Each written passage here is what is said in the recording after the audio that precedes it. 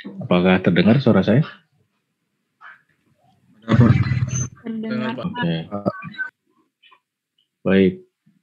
Ini berarti pertemuan ketiga kita ya, Alfandi ya? Iya, Pak. Sekarang kelompok berapa sekarang berarti yang presentasi? Ada kelompok saya sama kelompoknya Reza, Pak. Nah, oke. Kalau gitu silahkan Alfandi dan kawan-kawan presentasi. Jangan terburu-buru, setengah jam lah cukup mungkin ya. Atau kalau lebih pun nggak apa-apa. Hari ini kan satu kelompok apa dua ya? Dua, Pak, yang anggaran. Oke, dua kelompok. Oke, nggak apa-apa. Nanti berarti kelompok selanjutnya itu menjadi penyanggah ya, Alfandi ya? Ya, udah diberitahuin ke yang kelompoknya. Oh, sudah dikondisikan? Mangga. Oke, siap. Kalau gitu silahkan dipresentasikan kelompoknya Alfandi. Saya akan tunjuk moderator, nggak apa-apa ya. Moderatornya siapa dari kelompok selanjutnya setelah Alfandi?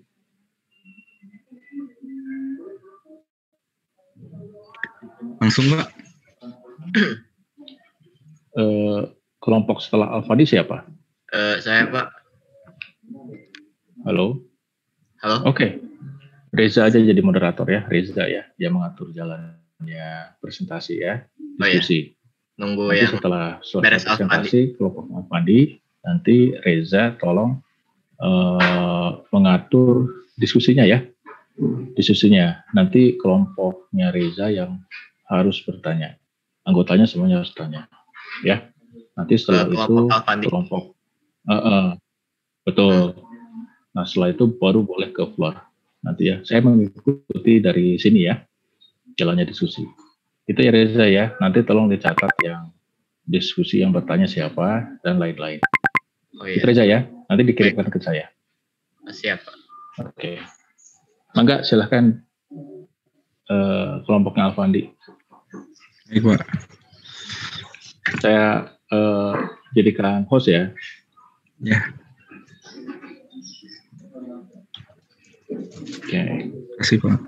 So, mangga.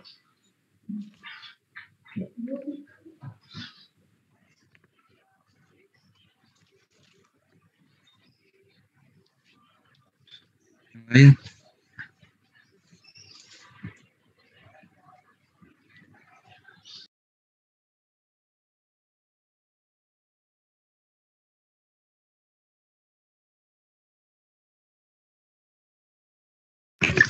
Baik, Assalamualaikum warahmatullahi wabarakatuh.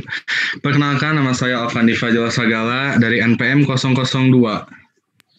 Saya Fadli dari NPM 031.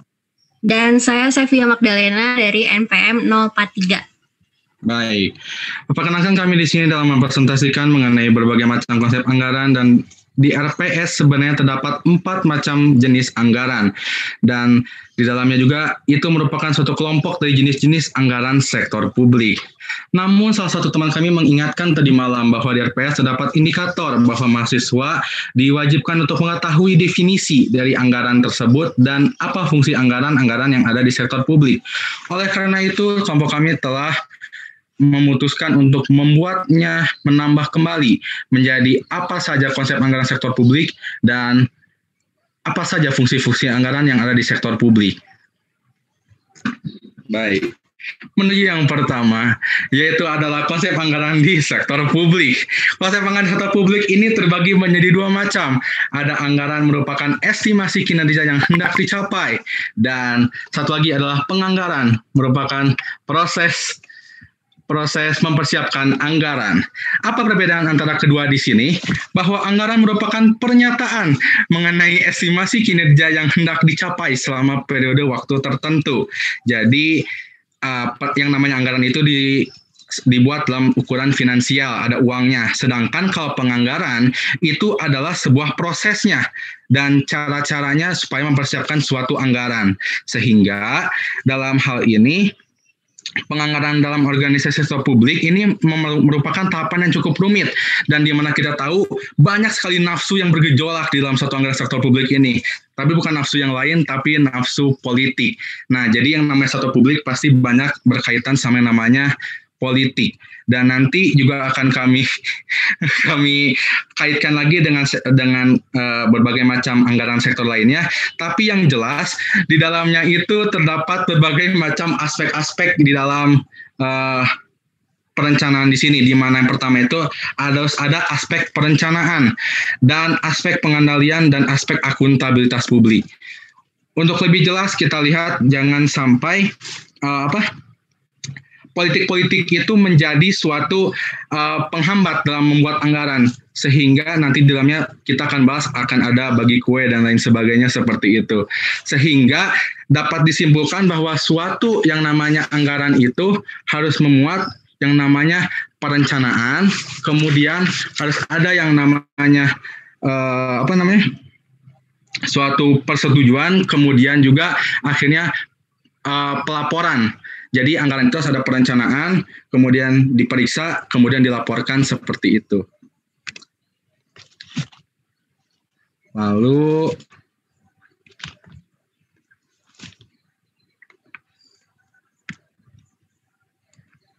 oke.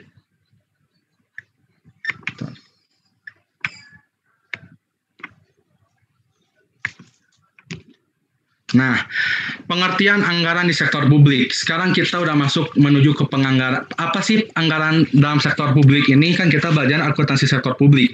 Nah, kalau pengertian anggaran itu sendiri, anggaran itu adalah rencana kegiatan yang direpresentasikan dalam bentuk rencana perolehan pendapatan dan belanja.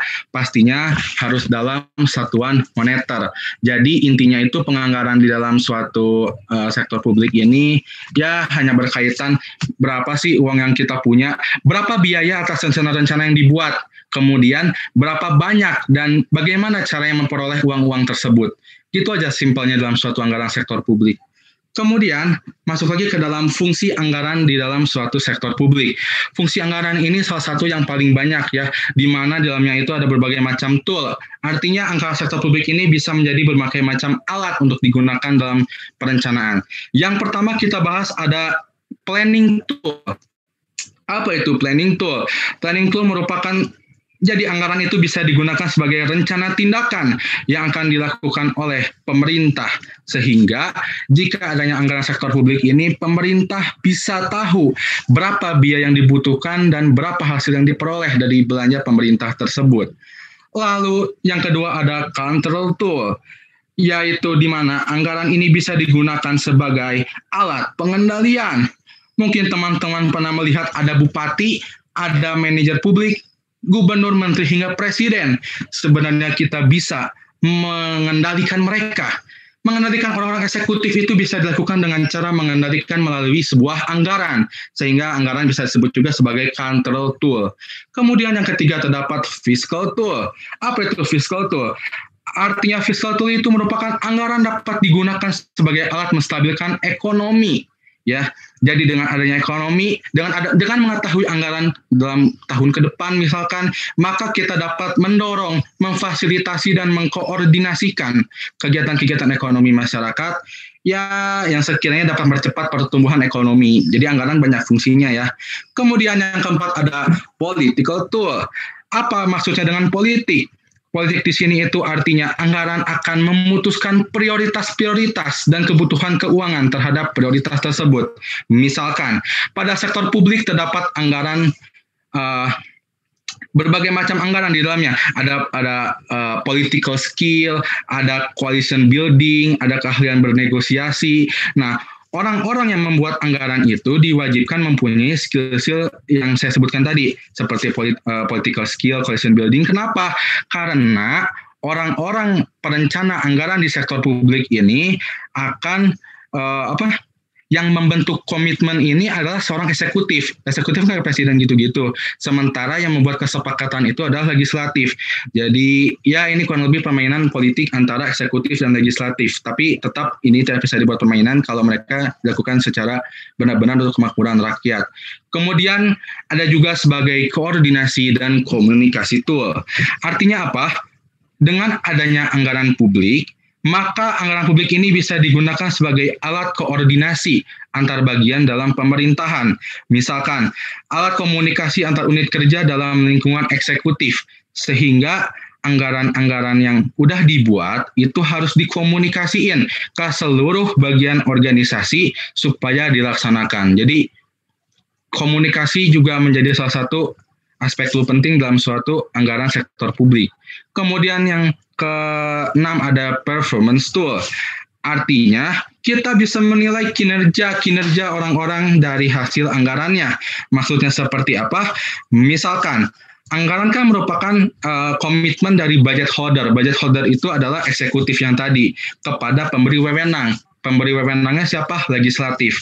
Sehingga kinerja eksekutif ini akan dinilai berdasarkan pencapaian target apa aja dalam anggaran dan berapa efisiensi pelaksanaan anggarannya. Ya walaupun dalam penganggaran itu yang bagus itu adalah pas ya, buat anggaran A, maka pengeluaran juga harus A. Karena kalau kurang dikhawatirkan akan mengakibatkan tahun berikutnya akan dikurangi. Begitu. Kemudian juga anggaran sebagai alat motivasi. Kan motivasi. Nah ini, motivasi ini apa maksudnya? Terdapat kata kunci dalam suatu motivasi ini. Jadi, kita kalau buat anggaran itu harus bisa membuat yang challenging but attainable. Atau demanding but achievable. Artinya, kita kalau buat anggaran itu jangan terlalu tinggi. Nanti susah kalau dipenuhi. Dan juga kalau buat anggaran jangan terlalu rendah. Nanti terlalu gampang buat dipenuhi. Gitu. Kemudian yang ke-10, yang ke-8 ada public sphere.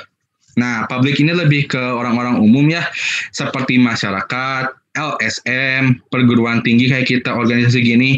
Nah, orang-orang kayak kita gini itu sebenarnya bisa mengikut serta dalam perencanaan anggaran publik di dalamnya. Namun, terkadang beberapa tunawisma, pengangguran, dan kelompok-kelompok lain yang tak terorganisasi itu, mereka itu tidak mendapatkan, tidak menyampaikan aspirasinya karena mereka itu tidak terorganisasi yang tadi bilang. Sehingga orang-orang di sini itu public sphere-nya itu masalahnya itu cuma bisa demo, unjuk rasa, kemudian juga boykot yang gitu-gitu pokoknya. Nah sebenarnya mereka itu bisa mengaspirasikan, mereka itu hanya orang-orang yang tidak punya jalan untuk bisa mengaspirasikan untuk pembagian rencana anggaran yang sudah ada begitu. Kemudian kita sudah masuk ke topik yang pertama, yaitu jenis-jenis anggaran di sektor publik, di mana anggaran ini kalau dilihat di RPS itu hanya terbagi menjadi 4 macam. Nah, sebenarnya 4 macam itu apa aja di RPS? Ada anggaran tradisional, ada zero based budgeting, ada performance based budgeting, dan planning, programming, dan based budgeting. Nah, sebenarnya itu hanya tradisional, zero, performance, dan PPBS. Tapi, yang jika ditilik, sebenarnya bapaknya itu ada satu, yaitu jenis anggaran publik. Namun, seperti punya istri dua gitu, anggaran tradisional dan new public management. Nah, si new public management ini beranak lagi 3. Ada zero based budgeting, performance based budgeting, dan planning, programming based budgeting. Nah, karena kami harus membagi 2, antara tradisional dan kami memilih tradisional dan zero based budgeting, dan performance based budgeting dan PPBS-nya akan dibahas oleh kelompoknya Reza setelah ini. Jadi kami akan fokus terhadap anggaran tradisional yang terdiri dari line item dan incrementalism, dan new public management yang terdiri dari zero based budgeting. Baik, yang pertama itu sistem anggaran sektor publik. Kan tadi udah dibahas ya konsep anggaran, kita udah tahu pengertian anggaran itu apa, kemudian fungsi anggaran itu apa. Sekarang kita bisa mengetahui sistem anggaran sektor publik ini telah menjadi instrumen kebijakan yang multifungsi. Apa sih maksudnya multifungsi di sini? Artinya itu sistem anggaran ini itu bisa apa aja bisa dilakukan dalam mencapai tujuan organisasi. Misalkan kita bisa melihat anggaran itu tercermin nggak dari komposisi dan besarnya anggaran secara langsung, bisa melihat dengan anggarannya besarnya segini, oh ini berarti arahnya mau buat bangun ini, oh ini berarti tujuan pelayanan masyarakatnya buat ini. Nah dengan begitu anggaran bisa kebijakan multifungsi, dan anggaran juga dinyatakan dalam satuan moneter dan juga alat pengendali, maka artinya juga ya selain dinyatakan dalam rupiah, juga bisa digunakan sebagai alat pengendalian yang tadi dibahas di konsep penganggaran tadi. Sehingga agar fungsi perencanaan dan pengawasan dapat berjalan dengan baik, sistem anggaran serta pencatatan atas penerimaan pengeluaran harus dilakukan dengan cermat dan sistematis. Ya, kurang lebih seperti itulah sistem anggaran di sektor publik. Jadi ada tujuannya dan juga bisa digunakan sebagai alat pengendalian. Jadi anggaran ini cukup sakti dalam suatu pemerintahan. Lalu juga masuk yang pertama, anggaran tradisional. Apa itu anggaran tradisional? Namanya juga tradisional, biasanya tercermin oleh hal-hal yang sudah ketinggalan zaman, dan ketinggalan zaman identik dengan negara berkembang seperti ini. Sehingga di dalam negara-negara berkembang di sini cenderung mempengaruhi sifat-sifat yang dianut oleh masyarakatnya. Dan anggaran ini juga mempunyai beberapa ciri-ciri. Dan biasanya juga sekarang kita masih sering merasakan. Mari kita bahas pertama, yaitu ciri-ciri anggaran tradisional adalah pendekatan incrementalism. Di sini kami akan membahas singkat dulu. Incrementalism itu artinya apa? Incrementalism itu berarti penekanan dan tujuan utama pendekatan tradisional ini adalah pengawasan dan pertanggungjawaban yang terpusat. Tapi di incrementalism ini hanya menambah atau mengurangi jumlah rupiah yang ada pada tahun sebelumnya. Jadi basisnya itu hanyalah tahun dasar sebelumnya. Jadi apa sih kerjanya? Cuma nambah, ngurangin. Mereka nggak lakuin konsep-konsep penting lain. Konsep apa? Misalkan value for money-nya nggak diperhitungin. Nanti kita akan bahas lebih lanjut. Kemudian juga akan ada struktur dan susunan bersifat line item. Nanti line item akan dijelaskan oleh kawan kami Fadli. Tapi secara singkat itu kenapa? Maksudnya seperti ini, line item itu merupakan artinya tidak memungkinkan untuk menghilangkan item-item yang sebenarnya sudah tidak relevan. Jadi semacam Anda terus memperhatikan, mengingat kenangan-kenangan mantan Anda. Jadi line item pun sama seperti itu. Mereka tidak bisa menghilangkan ingatan-ingatan item yang sudah ada sebelumnya, padahal item itu sudah tidak relevan. Ya, kurang lebih seperti itu jadinya. Lalu dalam anggaran tradisional juga cenderung bersifat sentralistis. Artinya apa? Artinya pemerintah yang buat pemerintah dan pengawasan yang buat terpusat di pusat, yang melakukan pengawasan juga terpusat. Jadi ya tidak heran kalau buat apa kita bertanya-tanya pemerintah, takut nanti ada tumbas pada depan rumah kita. Lalu bersifat spesifikasi. Apa itu spesifikasi? Artinya nanti ada spesifikasinya dalam melakukan suatu anggaran tradisional. Ya, spesifikasinya tapi nggak terlalu banyak, tidak serumit nanti contoh-contoh yang lainnya. Kemudian juga dilakukan secara tahunan. Dan yang terakhir adalah menggunakan prinsip anggaran bruto. Kita aja akuntansi kalau ngitung pakai neto, mereka cuma ngitung pakai bruto. Makanya benar-benar tradisional penghitungan mereka. Kemudian ada juga incrementalism. Secara singkat, incrementalism itu seperti yang tadi saya bilang bahwa merupakan suatu nambah kurang doang dari anggaran sebelumnya yang udah dibuat. Sehingga kita nggak tahu berapa sih yang bisa kita patokan pengeluaran buat tahun berikutnya. Kan kadang selalu berbeda-beda ya. Oleh karena itu, ya kita harus merubah begitu. Nah, misalkan, maksud kami seperti ini. Nah, lalu jika ada anggaran-anggaran seperti tidak value for money, nah, kenapa anggaran tradisional incrementalism disebut tidak value for money? Karena mereka ini tidak memikirkan berapa nilai uang berikutnya, karena berbasis anggaran tahun sebelumnya, jadi mereka hanya menggunakan basis-basis anggaran yang sudah ada. Bagaimana jika berubah? Nah, yang jadi masalah itu sering terjadi yang namanya itu kelebihan anggaran. Nah, kelebihan anggaran di sini itu nantinya akan mengakibatkan melakukan aktivitas-aktivitas yang tidak penting di akhir periode biasanya. Sehingga sering lihat ada banyak lubang berjalan, tapi yang di aspal malah jalan yang masih bagus gitu. Atau enggak, jalan yang masih bagus tiba-tiba di aspal. Nah, kurang lebih kayak begitu. Jadi intinya tidak ada value for money, tidak ada konsep ekonomi efisiensi efektivitas yang mengakibatkan ya bakal jadi uang publik itu terasa seperti terbuang sia-sia. Kemudian sehingga seringkali juga pada akhir tahun anggaran terjadi kelebihan anggaran yang saya bilang tadi, sehingga dipaksakan oleh aktivitas yang sebenarnya masih banyak lebih penting, tapi jadinya pemerintah seperti terlihat tidak peduli. Padahal pemerintah punya uang, tapi mereka tidak bisa mengalokasikan dengan baik. Intinya seperti itu tradisional.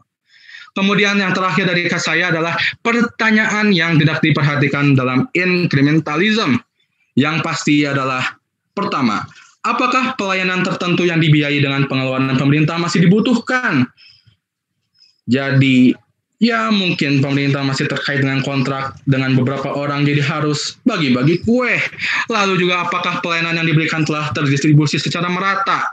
Mungkin sebelumnya, ya bagian Indonesia bagian timur masih jarang tergapai oleh anggaran. Lalu juga apakah pelayanan diberikan secara ekonomis dan efisien?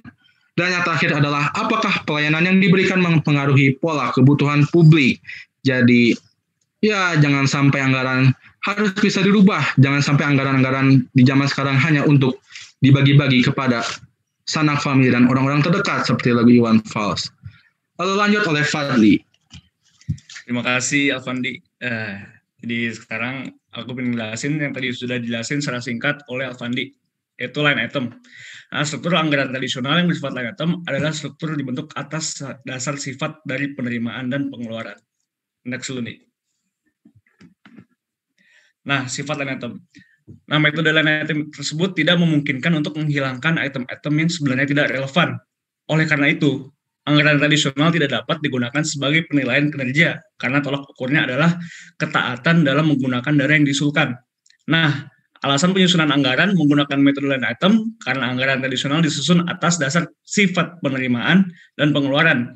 Misalnya kayak pemerintahan, untuk gaji, dan sebagainya, bukan didasarkan pada tujuan yang ingin dicapai dengan pengeluaran yang ingin dilakukan.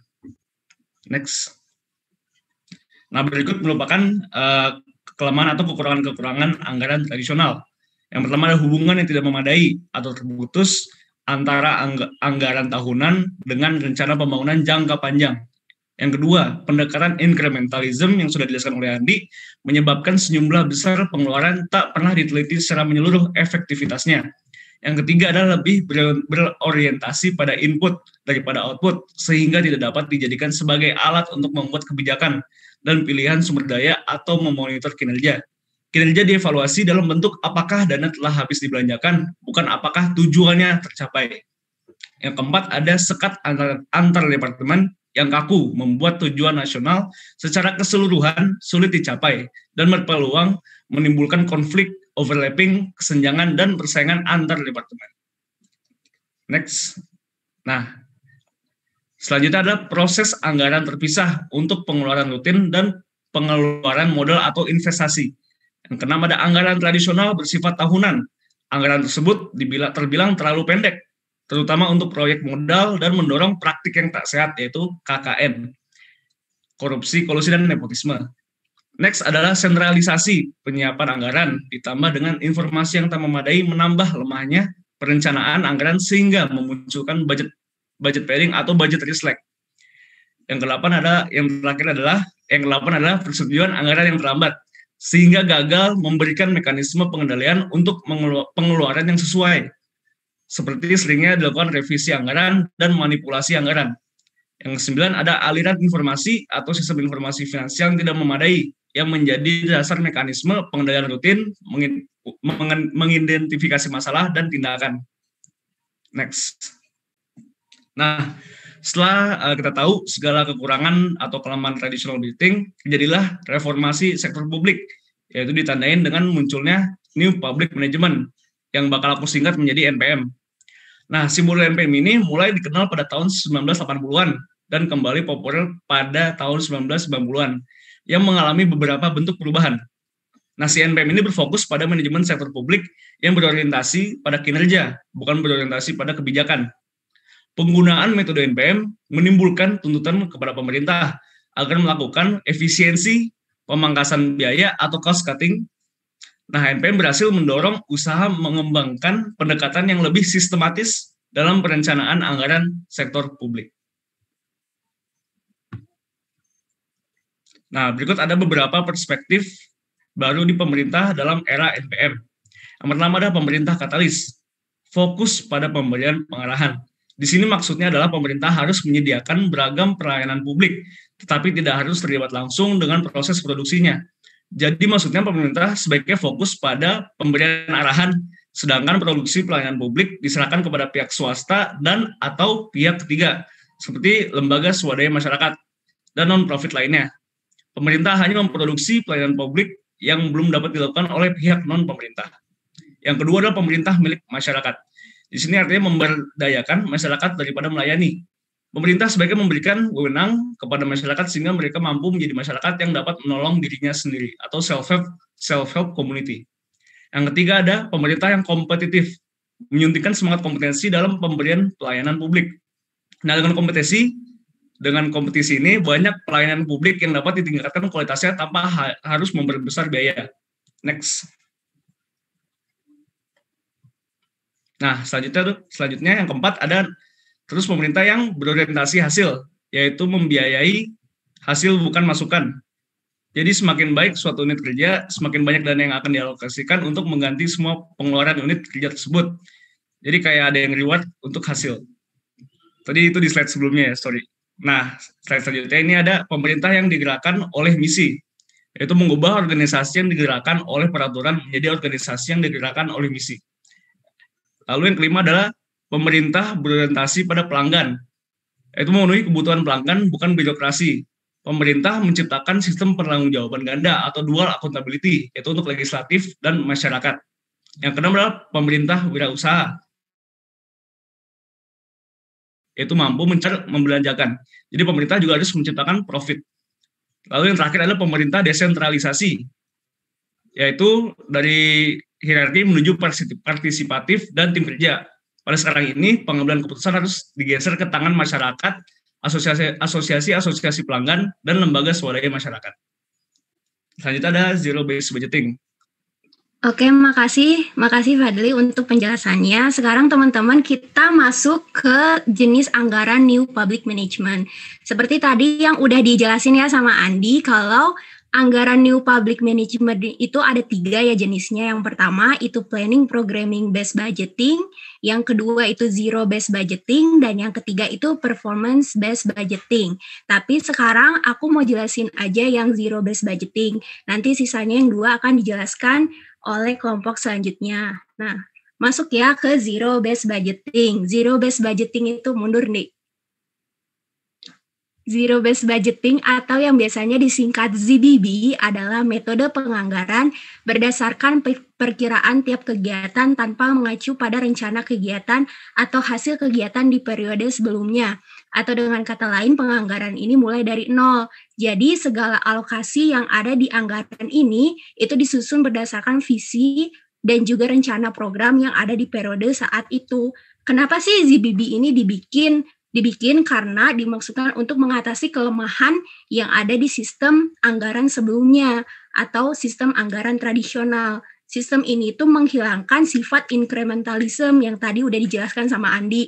Jadi simpelnya gini, kalau kalian buat anggaran bulan ini, kalian berpatokan sama anggaran sebelumnya, terus paling cuma ditambahin atau dikurangin si jumlah rupiahnya, atau disesuaikan sama tingkat inflasinya. Nah, itu nggak ada di ZBB. ZBB itu melibatkan juga analisis. Nah, sifat incrementalism itu dihapus. Dan juga yang kedua itu ada sifat line item yang tadi ada di tradisional, yang kalau di tradisional itu kan jadi item-item yang ada di periode sebelumnya itu kan dihapus, tapi dilarang dihapus. Tapi kalau di ZBB ini item-item itu kemungkinan ada yang baru atau juga ada yang dihapus dari periode sebelumnya. Oleh karena itu diasumsikan mulai dari nol. Itu kenapa namanya zero based budgeting, karena diasumsikan mulai dari nol. Nah, untuk sejarahnya sedikit, ZBB ini sebenarnya dilakukan pertama kali oleh Departemen Pertanian Amerika Serikat pada tahun 1962, tapi gagal diterapkan karena prosesnya itu lama, karena metode ini memerlukan keputusan-keputusan manajemen tingkat subdepartemen. Jadi bisa dibilang ZBB ini termasuk bottom up. Kalau tadi yang tradisional itu kan masuknya top down karena dia sifatnya sentralisasi. Tapi kalau ZBB ini dia desentralisasi, makanya disebut bottom up. Nah, tapi ZBB ini benar-benar dipublikasikannya atau diterapkannya itu oleh Peter A. Pear pada tahun 1969. Beliau ini adalah manajer keuangan Texas Instruments pada tahun 1969. Nah, jadi pada tahun itu beliau ini menerapkan program anggaran di tahun tersebut dengan metode CBB.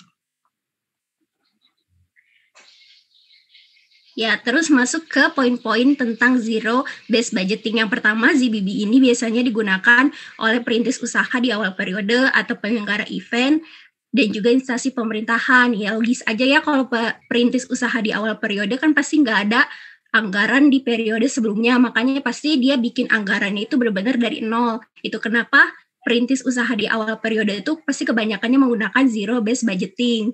Terus poin yang kedua, ZBB itu digunakan dalam rangka mengidentifikasi, merencanakan, dan mengawasi program atau kegiatan untuk meningkatkan efektivitas dan efisiensi. Jadi dalam ZBB ini, setiap program yang ada di periode sebelumnya itu diidentifikasi apakah itu relevan nggak sih sama periode yang sekarang.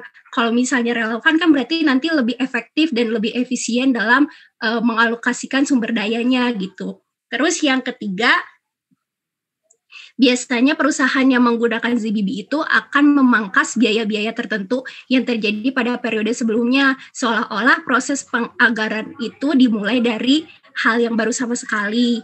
Item anggaran yang udah nggak relevan di periode sebelumnya yang tidak mendukung pencapaian tujuan organisasi bisa hilang dari struktur anggaran atau mungkin bisa juga muncul item yang baru gitu.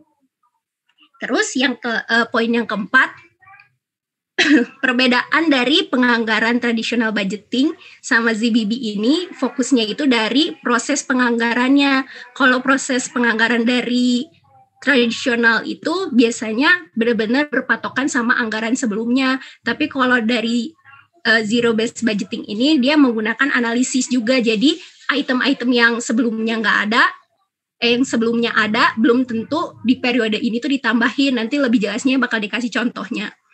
Terus kita masuk ke proses implementasi. Nah, cara untuk menerapkan zero based budgeting itu ada 3 tahap ya teman-teman. Yang pertama itu kita harus identifikasi unit-unit keputusan. Nah, di sebuah struktur organisasi itu biasanya ada beberapa responsibility center-nya kan. Nah, responsibility center-nya ini, dia ini merupakan unit pembuat keputusan yang salah satu fungsinya itu untuk menyiapkan anggaran. Nah, terus nanti si unit keputusan itu merupakan kumpulan dari unit-unit keputusan level yang lebih kecil. Jadi contohnya gini, misalnya itu pemerintah daerah. Pemerintah daerah itu kan merupakan unit keputusan yang besar. Nah, si pemerintah daerah ini bisa dipecah-pecah lagi jadi dinas-dinas, terus dari dinas-dinas bisa dipecah lagi jadi subdinas, subdinas bisa dipecah lagi jadi subprogram. Nah, setiap subprogram itu punya unit keputusannya masing-masing. Jadi bisa dibayangkan ya kalau misalnya dalam satu pemerintah daerah aja itu ada ribuan unit keputusan. Nah, terus selanjutnya kalau udah diidentifikasi unit-unit keputusannya, terus kita masuk dalam tahap menyiapkan dokumen. Dokumen ini isinya adalah tujuan kenapa sih mau dibikin keputusan itu dan tindakan apa yang harus dilakukan untuk mencapai tujuan tersebut. Nah, dokumen itu disebut dengan paket-paket keputusan. Kita masuk ke tahap yang kedua, yaitu penentuan paket keputusan. Nah, jadi dalam paket-paket keputusan itu biasanya merupakan gambaran komprehensif gitu. Jadi di dalamnya nanti si keputusan-keputusan itu ada detailnya gitu, estimasi biayanya berapa, terus aktivitasnya kayak gimana. Jadi setiap paket-paket itu bakal ada levelnya tersendiri. Itu tergantung dari biaya yang harus dikeluarkan sama aktivitasnya. Nah, terus paket-paket keputusan itu terdiri dari 2 bentuknya. Yang pertama yaitu paket keputusan mutually eksklusif. Mutually eksklusif yaitu penentuan paket yang memiliki fungsi yang serupa. Jadi misalnya kita mempunyai 5 paket keputusan gitu. Nah, 5 paket keputusan itu fungsinya serupa. Jadi kalau misalnya kita mau milih salah satu aja berarti 4 yang lainnya itu pasti dikorbankan karena buat apa ya diterima 5-5-nya karena semuanya sama gitu fungsinya. Nah, itu kalau yang mutually eksklusif. Kalau yang kedua itu paket keputusan inkremental. Kalau inkremental itu paketnya berbeda, itu diputuskan berdasarkan biaya sama tingkat usahanya. Jadi misalnya tadi ada 5 paket paket keputusan, nah 5-5-nya itu mempunyai level yang berbeda. Jadi kalau misalnya pilih salah satu, ya nggak akan mengorbankan paket keputusan yang lainnya, karena setiap paket keputusannya itu berbeda gitu. Terus kalau udah, kita masuk ke tahap yang ketiga, yaitu evaluasi dengan membuat peringkat paket keputusan. Udah, jadi nanti paket keputusannya bakal di ranking gitu, intinya kayak gitu. Terus masuk ke kelebihannya. Next. Oke, kelebihan dari ZBB yang pertama, fokus pada kebutuhan. Nah, beda ya tadi sama yang tradisional. Kalau ZBB ini dia benar-benar menganalisis kira-kira periode ini kita butuhnya apa sih. Kalau misalnya ada item di periode sebelumnya yang nggak penting dimasukin periode sekarang, ya udah mending dihapus aja. Jadi benar-benar uang yang kita mau anggarin itu bakal dipakainya secara efisien karena benar-benar dipakai untuk kebutuhan periode itu gitu. Terus yang kedua, ZBB ini lebih menekankan pada anggaran value for money. Artinya dengan metode anggaran tak bersisa ini, para pemangku keputusan dapat memilih bagian mana yang lebih menguntungkan. Terus yang ketiga, setiap alokasi dapat ditinjau ulang karena dalam ZBB memberikan informasi yang lebih detail. Terus yang keempat, meningkatkan pengetahuan dan memberikan analisis penyebab demotivasi karyawan. Terus yang kelima, meningkatkan kinerja perusahaan karena kenapa sih ini bisa meningkatkan kinerja perusahaan? Karena kalau di ZBB ini kan dia melibatkan semua departemen gitu, sampai yang terkecil juga itu bisa diambil gitu sih keputusannya. Nah, jadi koordinasi setiap lini manajemennya itu terjalin kuat karena semuanya dilibatkan. Nah, itulah kenapa masuk juga ke kelebihan yang keenam, memberikan kesempatan pada bottom level management untuk berpartisipasi dalam mengambil keputusan. Terus masuk ke kekurangan dari ZBB.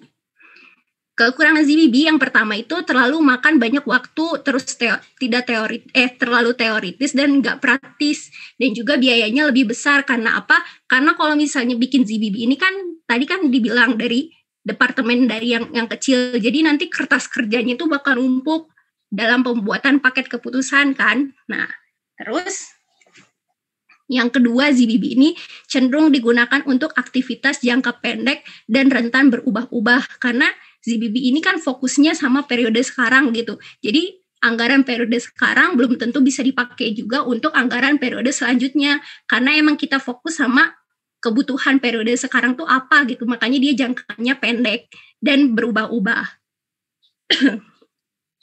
Nah, terus perusahaan atau organisasi memerlukan teknologi yang akurat. Karena tadi kan paket keputusannya juga bisa beribu-ribu ya teman-teman. Jadi kemungkinan untuk menyeleksinya juga itu harus punya teknologi yang akurat. Terus proses perankingan dan mereview paket keputusan. Ini juga sama karena ribuan tadi. Terus rentan adanya kekeliruan sehingga manajemen harus terus melakukan review dan juga ranking. Ya kayak tadi juga karena misalnya paket keputusannya banyak, jadi kesannya si manajemen ini harus pilih-pilih juga kan. Tapi kadang-kala tuh kayak sebagai manusia juga, kayaknya ini diambil deh, ini diambil. Jadi semuanya kira-kira bisa diambil gitu. Jadi itu kan keliru. Padahal sebenarnya dari paket keputusan itu harusnya diseleksi lagi gitu. Nah, terus yang keenam, ZBB ini berasumsi bahwa semua staf memiliki keahlian mengkalkulasi paket keputusan. Padahal kan nggak semua staf itu memiliki kemampuan akuntansi yang baik gitu dalam memilih keputusan. Nggak punya kemampuan manajemen. Jadi setiap orang kan kemampuan skillnya beda-beda gitu. Nah, terus selanjutnya ZBB ini juga rentan terhadap kecurangan oleh oknum perusahaan atau organisasi yang tidak bertanggung jawab. Jadi pertimbangan dalam mengambil paket keputusan juga itu ada kemungkinannya dipengaruhi sama tekanan politik. Jadi keputusan yang diambil tuh nggak objektif lagi. Terus yang terakhir, implementasi ZBB ini menimbulkan masalah keperlakuan dalam organisasi. Ya kemungkinannya kayak gini, kalau misalnya ada sebuah departemen gitu, dia ngasih usulan keputusan gitu. Cuma kalau misalnya ternyata sama manajemennya, sama manajernya nggak diterima gitu si paket keputusannya, kan itu bisa membuat jadi situasinya nggak baik gitu. Jadi mungkin dari departemen itu jadi lebih kurang motivasinya gitu dalam melakukan kinerja selanjutnya gitu. Nah, untuk ditanamin lagi sebenarnya ZBB ini nggak benar-benar merombak atau menyusun anggarannya dari nol, tapi ZBB ini tuh proses berulang dan menganalisis pos-pos yang sebelumnya. Jadi nggak benar-benar dari nol. Dia itu benar-benar menganalisis apa sih kegunaan atau manfaat yang akan didapatkan kalau anggaran bulan ini gitu. Item-item apa aja yang harus dimasukin, dan nggak benar-benar berpatokan sama periode sebelumnya, nggak seperti tadi yang tradisional, metode tradisional. Nah, udah sih.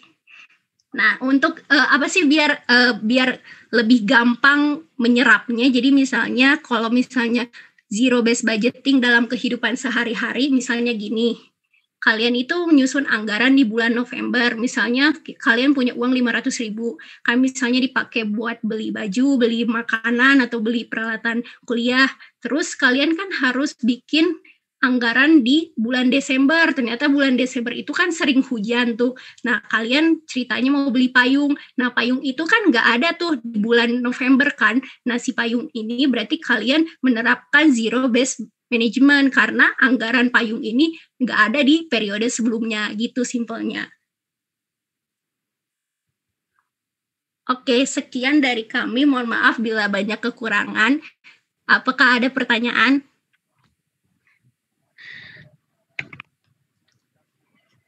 Terima kasih.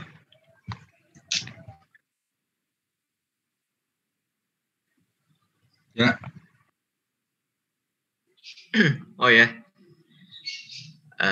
siapa dulu yang nanya? Itu Rasya Reja Prakoso mau nanya duluan nggak? Aku mau nanya sih, kalau yang zero based budgeting itu dalam penyusunan anggarannya itu menggunakan yang mana ya? Apakah top down atau bottom up? Oh, oke. Itu boleh langsung dijawab aja kali ya. Kalau yang zero based budgeting itu tadi aku udah jelasin, kalau misalnya dia itu kan sistemnya itu dari departemen-departemen yang kecil dibawa ke atas gitu. Jadi termasuknya bottom up karena dia melibatkan divisi-divisi yang kecil. Kalau tradisional tadi yang kayak kata Andi, dia itu benar-benar fokus dari lini yang atas gitu, karena dia fokus menerapkannya anggaran yang tahun lalu, jadi nggak perlu keputusan-keputusan divisi yang di bawah gitu. Itu bedanya. Apakah udah menjawab? Ya, makasih Sevia. Iya, makasih juga. Aku mau nanya juga deh. Masih belum ngerti nih, kan si ZBB ini kan perlu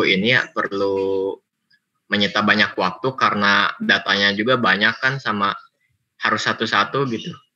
Nah, menurut kelompoknya Sevia, Alfani, dan Fadli itu ada cara biar mengefektifkan waktu yang disediakan nggak?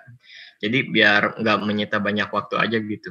Kira-kira. Nah, itu kekurangannya dari ZBB itu apa sih? Kita tuh butuh juga yang namanya teknologi gitu, karena teknologi itu akan membantu kita juga untuk memilih keputusan kan. Jadi dari beribu-ribu keputusan itu, beribu-ribu keputusan itu, kalau kita menggunakan teknologi yang lebih canggih gitu, itu kan kesannya nanti jadi lebih mudah gitu dalam menseleksinya. Tapi itu juga harus juga dibantu sama orang yang ingin menetapkan keputusannya gitu. Itu juga harus mempunyai skill yang bagus gitu dalam memilih keputusan tersebut gitu. Itu sih. Apa udah menjawab atau belum? Oke, udah aja sih. Oke.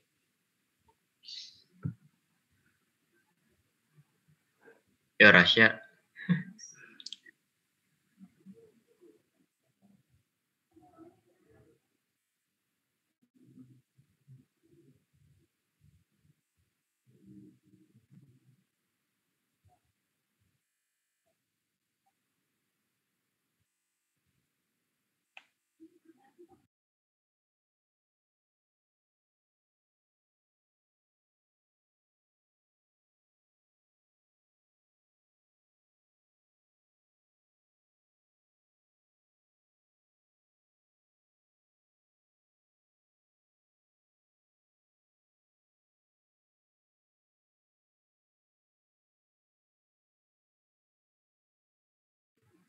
Fandi berarti udah atau Udah ya, lanjut ke kelompok kamu. oh ya udah lanjut kelompok orang aja. Iya, Oke, sok. ini ada bapaknya. Ada sih. Halo? Iya, maaf Pak. Oh, ini harusnya kelompok 2 itu yang setelah siapa namanya ya kelompok 2 itu wajib bertanya tuh siapa aja tuh yang kelompok 2. Tadi dari Reza udah sih Pak. Kelompok 2 ada berapa orang? Ya, tinggal saya Pak yang belum bertanya Pak. Ya silahkan, kamu wajib bertanya, kalau enggak mungkin bisa kasih pendapat gitu. Ya, sok, enggak? Ya Pak. Paling mau ini aja sih, nambahin dikit. Tadi kan udah dijelasin juga keunggulan sama kelemahan dari ZBB-nya. Iya. Kalau dari kalian sendiri nih, dari keunggulan dan kelemahan itu kan pasti ada positif negatifnya juga. Ada ini enggak plan alternatifnya buat nutupin si kekurangan itu gimana sih?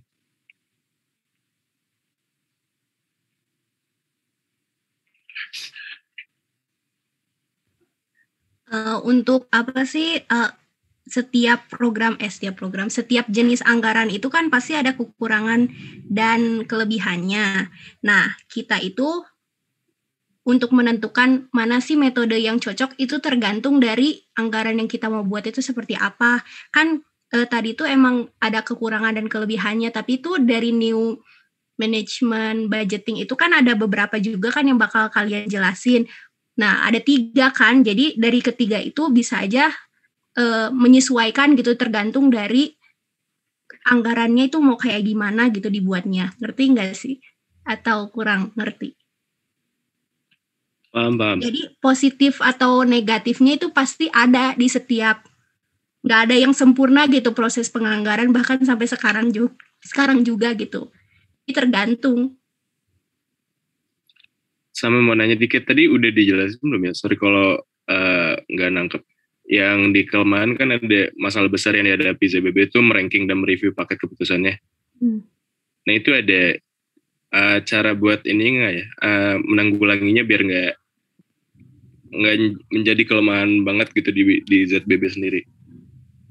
Nah iya emang kekurangan dari ZBB itu kan ngerankingnya emang susah banget. Nah itulah kenapa harus ada teknologi itu, karena teknologi itu benar-benar ngebantu banget lah dari pengolahan keputusan-keputusan dari divisi-divisi yang kecil gitu loh. Karena kan nanti kan dilibatin juga yang namanya kita udah dipelajari dari SIM juga kan, sistem informasi manajemen, dari kita mengambil keputusan dari SIA atau sistem informasi akuntansi yang udah ada gitu. Itu juga membantu manajer untuk mengambil keputusan. Jadi teknologi itu benar-benar ngebantu banget lah gitu. Tapi tetap aja dari keputusan itu harus juga dibantu sama orangnya yang untuk mengambil keputusan itu juga. Karena emang nggak mudah gitu untuk mengambil keputusan dari ribuan paket keputusan gitu sih. Oke, thank you Sofia. Iya, sama-sama. Ada yang mau nanya lagi? Atau udah?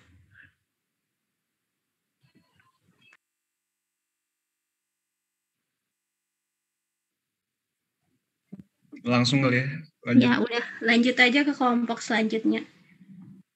Oke, lanjut berarti ya. Thank you. Yuk boleh Rasya share screen. Sebentar, sebelum masuk ke kelompok selanjutnya ya, apakah terdengar suara saya? Ada Pak. Dengar Pak. Halo? Ya ada Pak. Ya Pak, ada Pak. Oh, oke. Ada ya, oke. Nah, jadi gini ya, tadi kelompok yang pertama itu menjelaskan terkait dengan anggaran di sektor publik. Nah, yang pertama tadi dijelaskan terkait dengan anggaran tradisional. Anggaran tradisional itu adalah anggaran yang diterapkan pada masa Orde Baru. Ya, Orde Baru di pemerintahannya Pak Presiden Soeharto. Nah, ciri-cirinya tadi sudah dijelaskan. Anggaran tradisional itu salah satunya yang jadi tolak ukur berhasil atau tidaknya itu adalah dari penyerapan anggaran. Dari penyerapan anggaran. Bukan dari terlaksana atau tidaknya program kegiatan. Tapi seberapa besar anggaran itu terserap. Semakin besar terserap, mendekati 100%, maka tahun berikutnya ya anggaran itu akan dicairkan sebesar itu juga, gitu ya. Nah, itu jadi tolak ukurnya. Jadi semakin besar itu berarti anggarannya itu berarti kinerja pemerintah itu semakin bagus, gitu ya. Nah, makanya ada istilah yang terkait dengan penghabisan anggaran. Waktu itu kan pernah ada kejadiannya seperti itu. Ya, jadi di akhir tahun karena ketakutan tahun depannya dikasihnya rendah karena tidak banyak terserap, maka di akhir tahun itu anggaran jor-joran untuk diserap. Nah, itu salah satu kelemahannya. Jadi tidak berorientasi kepada visi, misi, dan tujuan. Jadi sinkronisasi antara tujuan, misi, antara visi, misi, tujuan, program kegiatan, dan anggaran itu ada missing link. Ya, jadi karena itu tadi ya kinerjanya itu dilihat hanya dari penyerapan anggaran, bukan dari sisi indikator kinerja dalam program kegiatan. Seperti itu. Itu yang anggaran tradisional. Jadi memang luar biasa ya pada saat itu tingkat korupsinya besar. Salah satunya ya itu tadi. Ya. Jadi di akhir tahun tadi penyerapannya itu bisa jadi kita nyerap anggaran ini alat tulis kantor, perjalanan dinas, ya. Jadi banyak temuan tuh pada saat dulu ya, itu anggaran untuk perjalanan dinas itu terserap 100%. Tapi yang menyerapnya itu misalnya pejabatnya. Jadi kalau dihitung, kalau kalian jadi auditor, pejabatnya itu mungkin nggak pernah ngantor gitu dalam setahun gitu ya. Dia perjalanan dinas, padahal dia mungkin tidak melakukan perjalanan dinas. Jadi itu salah satu temuannya seperti itu. Nah, kalau kalian jadi auditor juga bisa dilihat di awal tahun. Kalau alat tulis kantornya masih banyak di awal tahun, artinya apa? Artinya memang anggaran tahun lalu kebanyakan untuk alat tulis kantor. Gitu ya. Itu berarti tidak direncanakan yang baik atau memang dihabiskan sengaja di akhir tahun sehingga akan kelihatan di awal tahun tuh ATK-nya banyak. Berarti kan artinya anggaran alat tulis kantornya itu jor-joran, ya tidak sesuai dengan kebutuhan. Nah, itu banyak kejadiannya seperti itu. Nah, cara menganggarkannya juga mudah, ya, anggaran tradisional itu. Jadi hanya ditambahkan saja line item dia. Maksudnya line item itu itemnya tetap aja yang itu aja. Misalnya belanja ATK, belanja perjalanan dinas, belanja modal ya untuk infrastruktur misalnya. Nah, itu tinggal ditambahin aja. Tahun depannya misalnya bilang ATK 100 miliar, sebelumnya 90. Ya, kenapa 100 miliar? Karena ada inflasi 10% misalnya seperti itu. Jadi tinggal ditambah-tambahin aja tuh line item gitu ya. Jadi mudah menganggarkannya, simple, sederhana gitu ya. Nah, yang jadi masalah anggaran itu kan masuknya nanti ke DPR untuk untuk diverifikasi oleh mereka. DPR itu hanya tahu terkait dengan jumlah rupiahnya saja dia. Ya, jumlah rupiahnya. Jadi debat-tebalnya di situ. Jadi bukan debat-tebalnya itu terkait dengan program indikator kinerja, tapi terkait dengan jumlah anggarannya saja seperti itu. Nah, ini yang saya pikir harus dibenahi. Makanya muncul konsep namanya New Public Management. New Public Management itu adalah pertama kali muncul itu ZBB, Zero Based Budgeting. Kalau kalian pergi ke pom bensin, tukang pom bensin bilang, Mas, dari nol ya. Nah, itu anggaran Zero Based Budgeting. Jadi semuanya dari nol. Lupakan masa lalu, tatap masa depan, kita mulai dari nol. Gitu, seperti itu.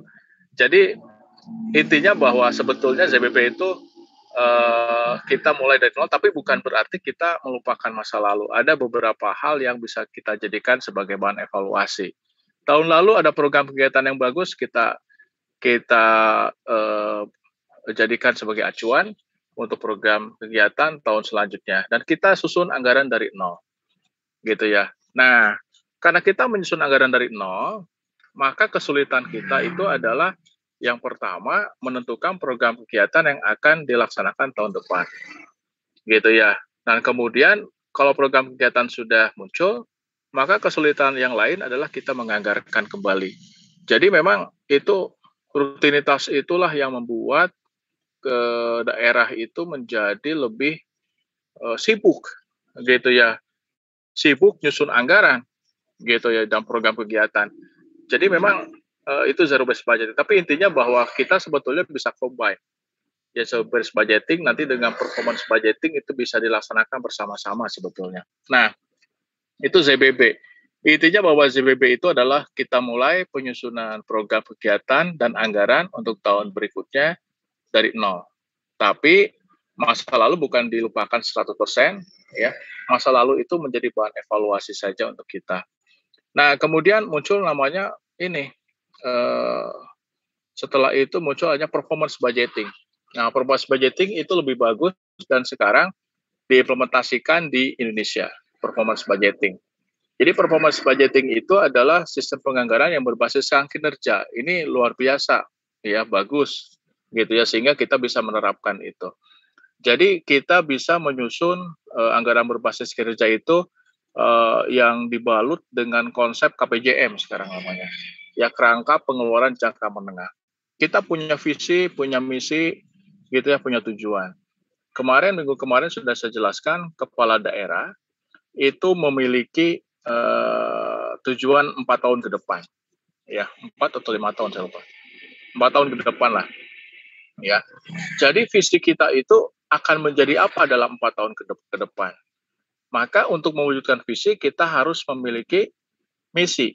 Dari misi kita wujudkan dalam bentuk program kegiatan. Program kegiatannya itu tiap tahun itu harus mengacu kepada nanti visi 4 tahun ke depan kita mau jadi apa. Tiap tahun kita nyusun program dan itu selaras, gitu ya, selaras program kegiatannya semuanya mengacu kepada visi selama 4 tahun itu. Nah, program kegiatan setiap tahun itu kita sudah lakukan dari tahun sekarang. Itu namanya kerangka pengeluaran jangka menengah.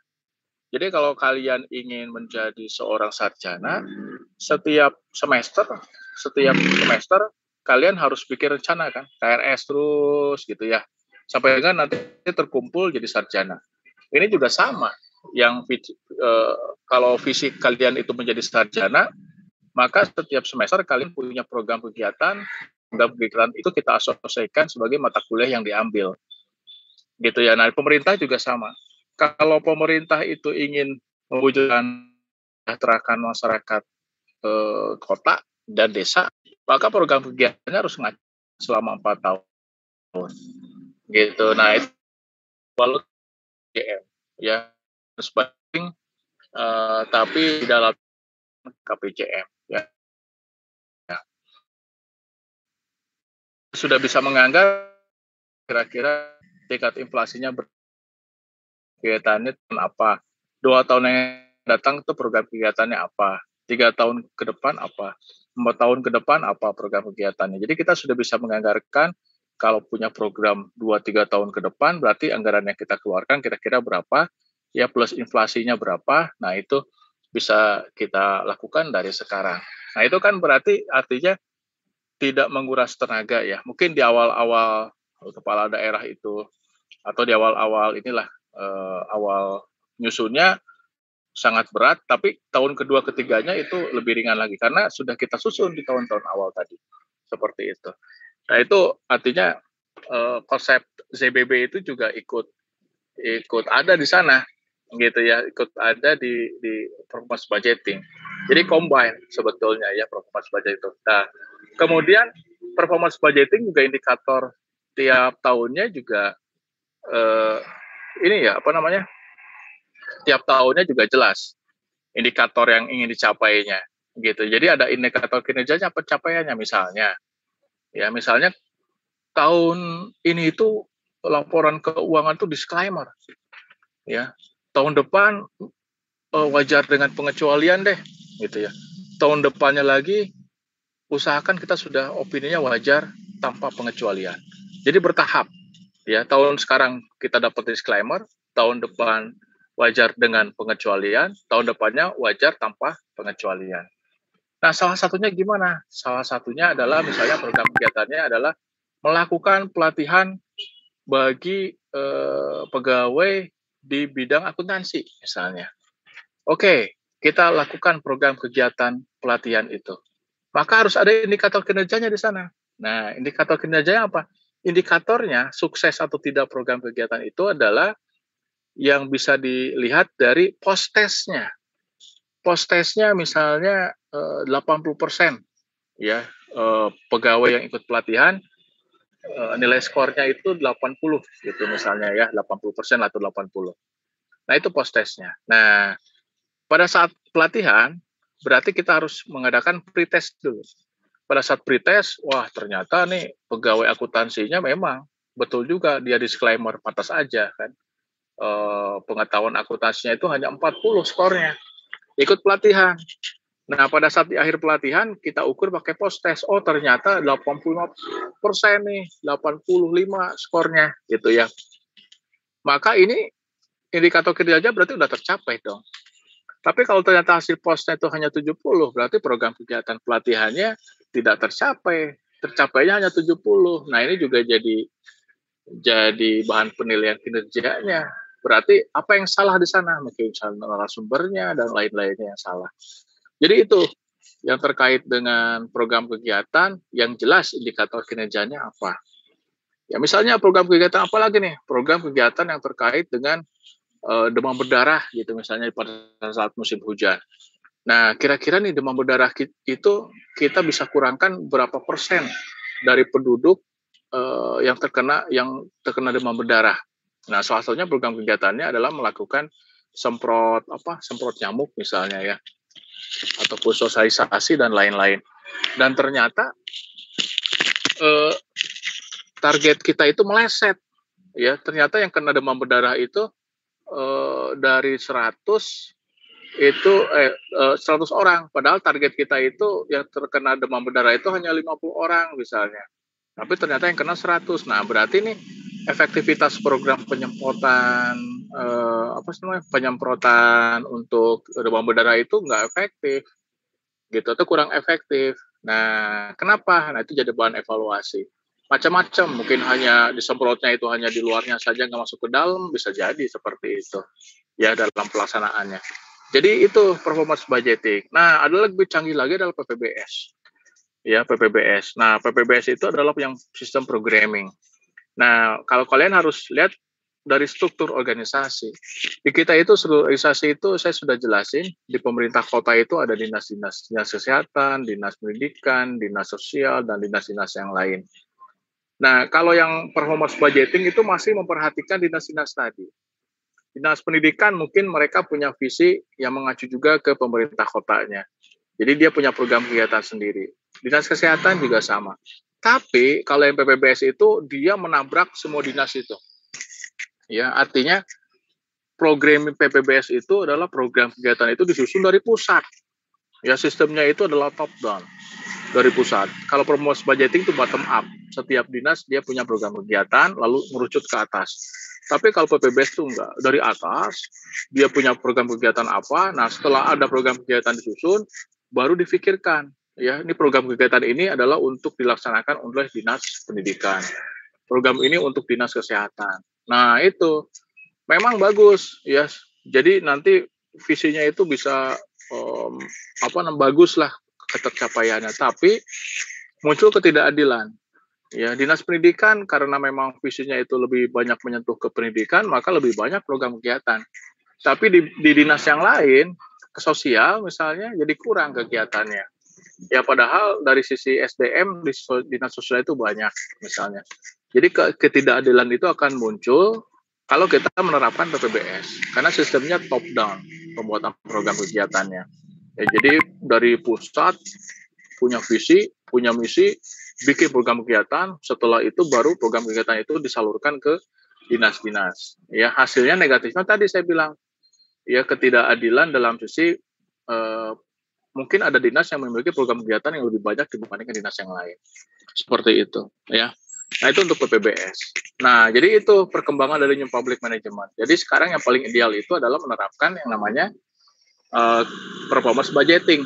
Nah, performance budgeting itu adalah yang tadi, anggaran berbasis kinerja yang dimasukkan juga konsep di dalamnya itu adalah kerangka pengeluaran jangka menengah atau KPJM. Yang tadi saya bilang, jadi nyusun program kegiatan bisa untuk 5 tahun ke depan atau 4 tahun ke depan. Seperti itu. Mungkin silahkan yang mau bertanya. Ada? Apakah cukup jelas yang saya jelasin? Cukup, Pak. Halo? Jelas, Pak. Jelas ya? Oke. Nah, itu mungkin yang terkait dengan anggaran tadi yang dibahas oleh kelompok yang pertama ya. Udah bagus tadi presentasinya juga, PowerPoint-nya oke, ya. Yang presentasinya juga oke, ya. Dari siapa tadi? Fadli, Alfandi, sama Sevia ya? Bertiga, Ya, gitu Pak. ya. Nah, kelompok yang kedua itu tentang apa? Konsep penganggaran, Pak, tapi yang PPBS-nya, Pak. Oh, jadi tadi belum dibahas ya PPBS. Oke, nggak apa-apa ya. Sorry, saya kebablasan tadi saking bersemangatnya ya. Silakan kelompok 2 mungkin nanti akan menjelaskan secara lebih detail terkait dengan konsep PPBS. Jadi nanti ini kelompok 2 ya. Kelompok berapa kamu tuh? Kelompok 3 berarti ya. Iya. Nah, kelompok 4 tolong jadi moderator plus bertanya. Ya, jadi jangan sampai tidak bertanya. Jadi wajib memberikan pertanyaan dan wajib memberikan sanggahan atau ide atau apapun lah yang terkait dengan topik itu. Ya, itu wajib ya. Jadi nanti ditulis siapa yang bertanya dan yang tidak, dan mungkin setelah itu silakan ya disebarkan ke teman-temannya siapa yang mau bertanya setelah kelompok 4 memberikan pertanyaan maupun sanggahan. Silakan dari kelompok 4 tolong ditunjuk siapa moderatornya. Ya, mangga lanjut.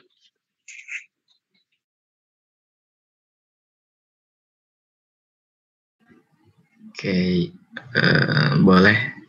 Minta hostnya tadi di siapa? Kerahasiain. Rahasia.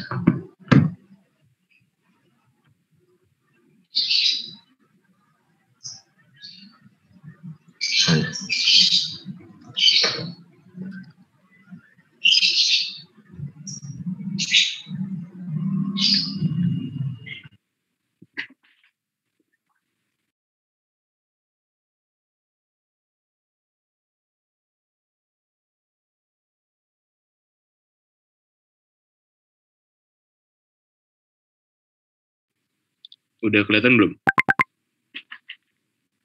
Udah. Udah. Mungkin langsung mulai aja. Assalamualaikum warahmatullahi wabarakatuh. Kenalin semuanya, kita dari kelompok 3 akan ngejelasin tentang konsep penganggaran, materi lanjutan dari yang udah dibahas dari kelompok Alfandi tadi. Mungkin sebelum masuk ke penjelasannya, perkenalan terlebih dahulu. Kenalin, nama aku Rasya, NPM 37. Aku Reza Putra, NPM 015. Gue Mega Prakoso, NPM 061. Oke, jadi materi kelompok kita itu lanjutan dari materinya kelompok Alfandi tadi, yaitu Planning, Programming, Budgeting System atau yang disingkat jadi PPBS. Jadi PPBS merupakan teknik penganggaran yang didasarkan pada teori sistem yang berorientasi pada output dan tujuan dengan penekanan utamanya adalah alokasi sumber daya berdasarkan analisis ekonomi. PPBS ini ditujukan untuk membantu manajemen pemerintah dalam membuat keputusan alokasi sumber daya secara lebih baik. Lalu ada proses implementasi PPBS. Yang pertama, jadi proses implementasi PPBS itu meliputi menentukan tujuan umum organisasi dan tujuan unit organisasi dengan jelas. Yang kedua, mengidentifikasi program-program dan kegiatan untuk mencapai tujuan yang telah ditetapkan. Yang ketiga, mengevaluasi berbagai alternatif program dengan menghitung cost benefit dari masing-masing program. Yang terakhir, pemilihan program yang memiliki manfaat besar dengan biaya kecil, alokasi sumber daya ke masing-masing program yang disetujui. Lalu ada karakteristik dari PPBS sendiri. Jadi karakteristik PPBS yang pertama berfokus pada tujuan dan aktivitas untuk mencapai tujuan. Lalu PPBS berorientasi pada masa depan. Yang ketiga, mempertimbangkan semua biaya yang terjadi. Dan yang terakhir, dilakukan analisis secara sistematik atas berbagai alternatif dan program, yaitu identifikasi tujuan, identifikasi secara sistematik alternatif program untuk mencapai sebuah tujuan. Lalu estimasi biaya total dari masing-masing alternatif program dan estimasi manfaat yang ingin diperoleh dari masing-masing alternatif program tersebut. Selanjutnya ada kelebihan dan kekurangan dari PPBS akan dijelaskan oleh Reza. Oke, aku lanjutin. Jadi setiap konsep penganggaran itu pasti ada kelebihan dan kekurangannya juga ya. Nah, sekarang aku bakal jelasin tentang kelebihannya dulu si PPBS ini. Nah, yang pertama tuh si PPBS ini tuh memudahkan delegasi tanggung jawab dari manajemen ke puncak manajemen menengah. Nah, terus yang kedua tuh, jadi ada kelebihannya juga dalam jangka panjang mengurangi beban kerja. Nah, jadi secara eksplisit itu menjelaskan implikasi terhadap tahun anggaran yang akan datang. Nah, jadi PPBS berorientasi pada masa depan. Nah, lalu yang ketiga ada memperbaiki kualitas pelayanan melalui pendekatan sadar biaya dalam perencanaan program. Jadi itu bahasa Inggrisnya tuh cost consciousness awareness ya dalam perencanaan program itu. Nah, lalu yang terakhir tuh lintas departemen. Nah, jadi sehingga dapat meningkatkan komunikasi, koordinasi, kerjasama antar departemen. Kelebihannya dikit sih, banyaknya kekurangannya.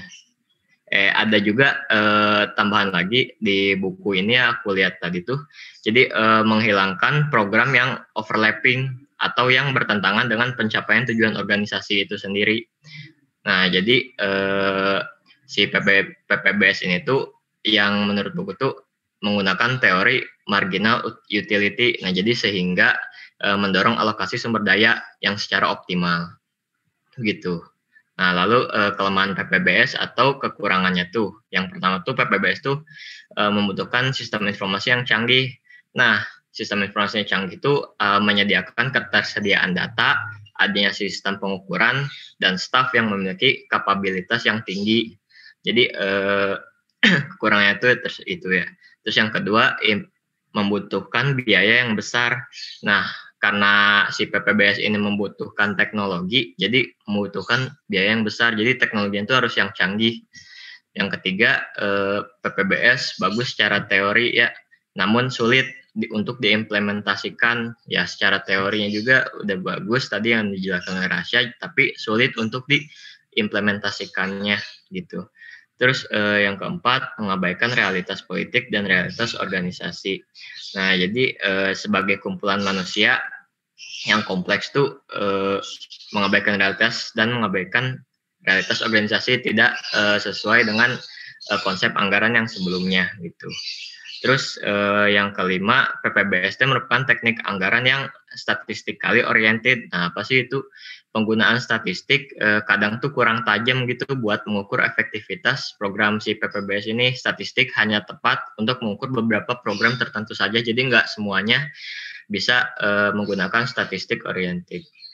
Terus yang terakhir juga pengaplikasian PPBS itu menghadapi masalah teknis. Nah, jadi sifat program atau kegiatan yang lintas departemen menyulitkan dalam alokasi biaya. Nah, sementara itu sistem akuntansi itu dibuat berdasarkan departemen bukan program. Nah, itu sih kekurangan dari PPBS sendiri. Boleh lanjut, Cak. Nah, sebelumnya kan tadi ada zero based budgeting yang udah dijelasin sama kelompok sebelumnya. Nah, jadi ada hubungannya juga dengan PPBS. Nah, jadi ada masalah utama mengenai zero based budgeting dan juga PPBS-nya. Nah, yang pertama tuh bounded rationality.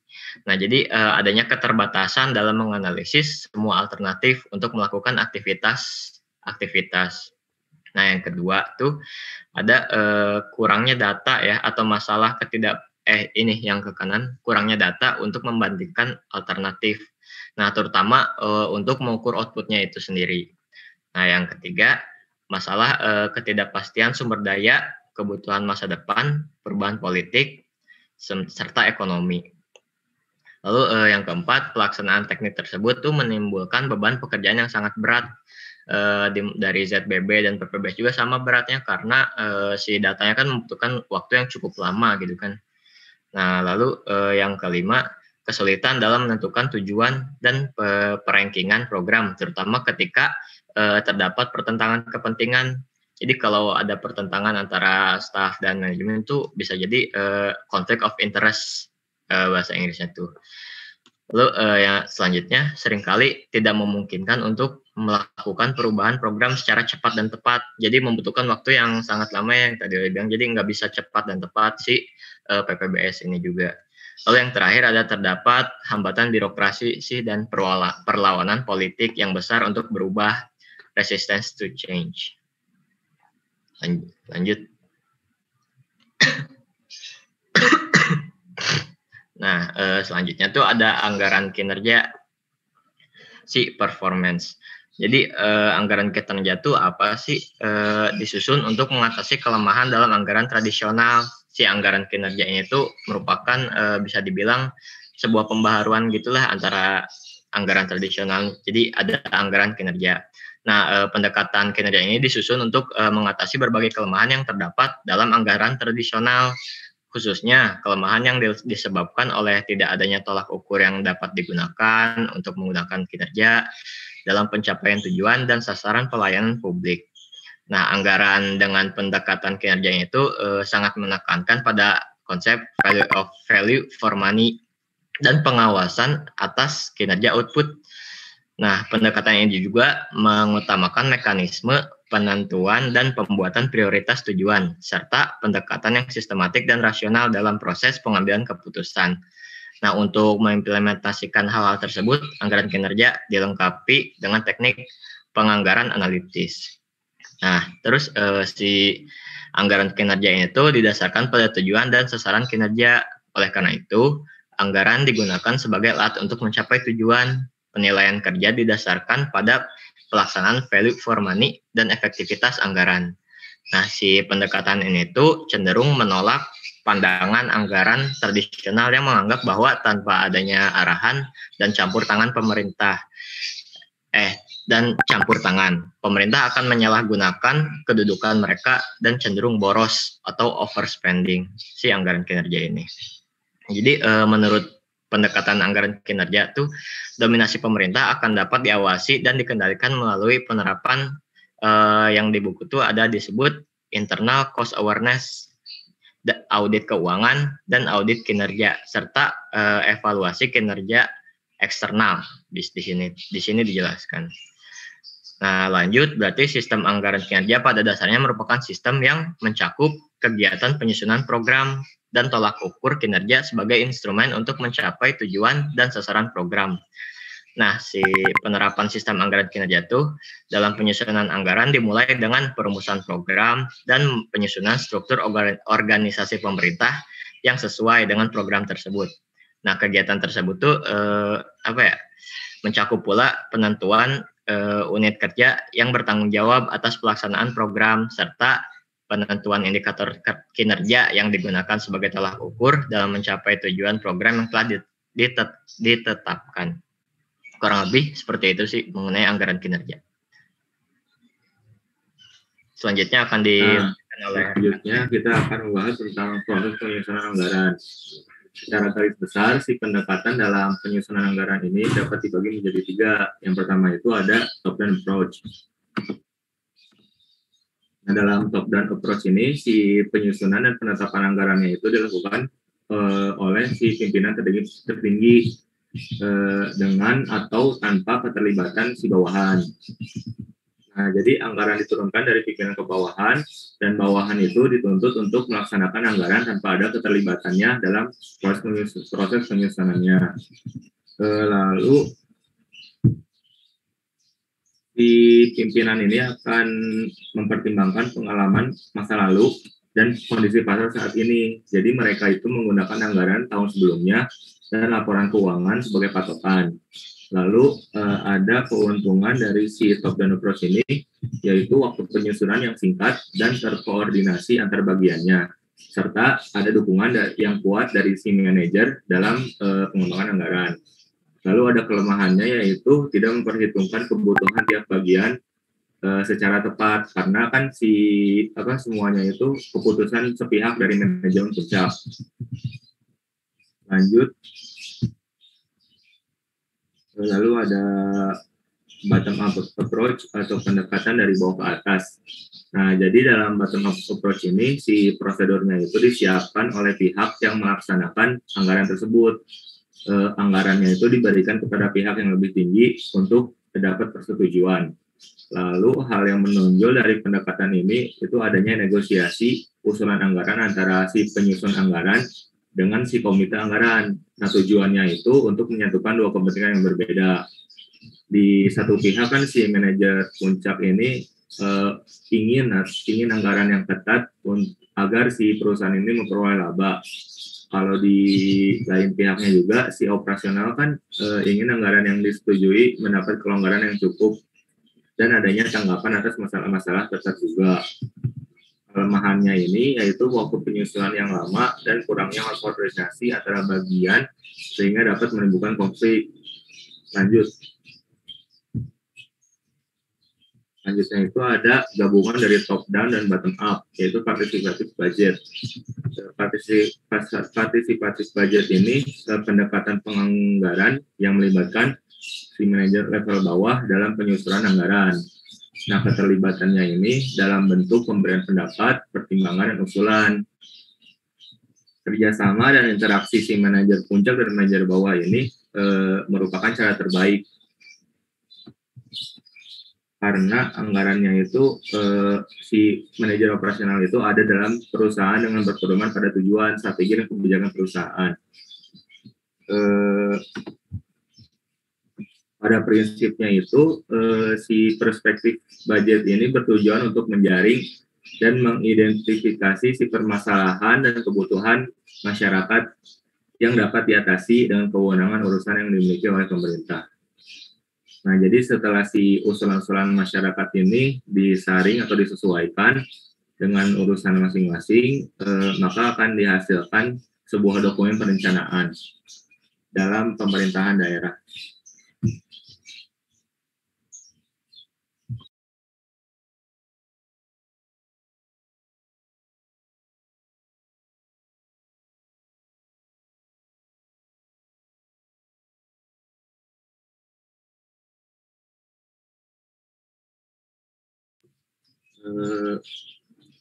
Sekian dari penjelasan dari kelompok kami.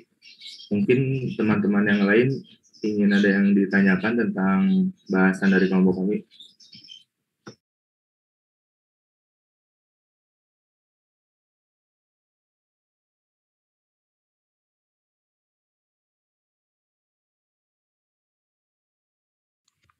Kak, suaraku kedengeran, aku mau nanya. Iya, ada. Aku mau tadi sih ada di kekurangan PBBS itu kan membutuhkan sistem informasi yang canggih. Nah, itu kenapa disebut kekurangan? Padahal kan kalau inputnya tuh dituntut punya kualitas gitu, bukannya jadinya kelebihan ya? Oke, paling langsung aku jawab aja ya, Elizabeth. Jadi kenapa di sini disebutin kekurangan ya, karena memang si PPBS ini mempunyai kekurangan. Setiap konsep penganggaran itu pasti mempunyai kekurangan. Nah, yang salah satunya itu membutuhkan teknologi yang canggih karena membutuhkan biaya yang besar. Jadi si PPBS itu membutuhkan biaya yang besar untuk membutuhkan teknologi yang canggih. Nah, jadi ya mungkin ya menurut aku, jadi si PPBS itu tidak ingin mengeluarkan banyak dana demi apa yang tujuannya ingin dicapai gitu. Jadi si teknologi yang sangat canggih itu kan memerlukan biaya yang cukup banyak, kayak misalkan peralatan komputer atau dan yang lain sebagainya gitu. Nah, sementara si PPBS itu tidak ingin mengeluarkan biaya yang sangat besar sih terhadap itu, karena mungkin dengan ada efektif cara lain ya nggak tahu juga sih, karena si kelemahan PPBS itu sendiri tuh nggak mau mengeluarkan biaya yang cukup besar karena teknologi yang canggih. Nah, itu sih kurang lebih. Kira-kira nggak terjawab nggak Elizabeth? Ya terjawab Kak, makasih Kak.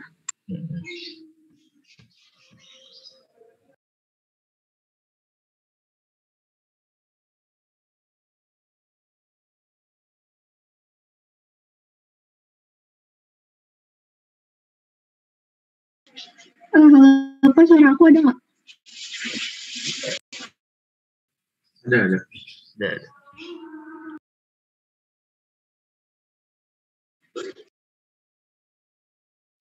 Aku mau tanya Kak, tadi kan di kelebihan sama kekurangan itu aku dengar, nggak aku lihat di kelebihan itu kan ada 4 poin gitu ya.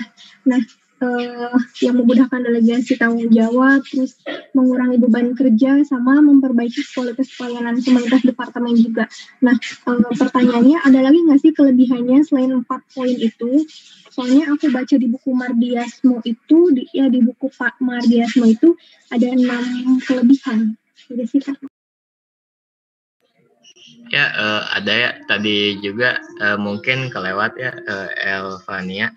Jadi tadi nggak kemasukin 2 lagi. Jadi ya mungkin aku bakal jelasin tambahannya itu ada 2 lagi kan. Yang kelima itu menghilangkan program yang overlapping atau bertentangan dengan pencapai tujuan organisasi. Jadi si PPBS itu menghilangkan program yang bertentangan dengan pencapaian tujuan organisasi. Terus yang ke-6 atau yang terakhir, PPBS menggunakan teori marginal utility sehingga mendorong alokasi sumber daya secara optimal. Jadi kelebihannya tadi kelewat 2 sih, nggak ketulis 2. Kira-kira Elvania cukup menjawab belum? Oke, udah Kak. Makasih banyak Kak. Oke. Aku mau nanya dong Kak, kan tadi tuh ada anggaran kinerja. Anggaran kinerja itu kan tadi menutupi kelemahan anggaran tradisional kan. Nah, si anggaran kinerja ini tuh kira-kira ada kelemahannya juga nggak sih? Kalau ada, pengen tahu dong apa aja gitu. Oke, bentar. Kelemahannya ya, Din? Iya, Kak. Dari yang bentar.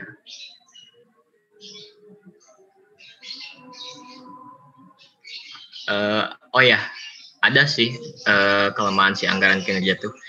Menurut yang aku baca tuh si anggaran kinerja tuh cenderung cukup boros ya, cukup overspending dalam mengeluarkan biayanya gitu. Jadi si anggaran kinerja itu kelemahannya salah satunya itu sih cenderung cukup boros, sama menolak pandangan anggaran tradisional yang menganggap bahwa tanpa adanya arahan dan campur tangan pemerintah akan menyalahgunakan kedudukan mereka. Itu sih paling kelemahannya, cukup boros, sama menganggap tanpa adanya arahan dan campur tangan pemerintah akan menyalahgunakan kedudukan mereka, nggak sejalan sama pemerintah. Mungkin itu sih salah satu atau kedua kelemahannya yang aku baca gitu, Din. Kira-kira udah terjawab belum? Udah Kak, makasih Kak. Oke, sama-sama.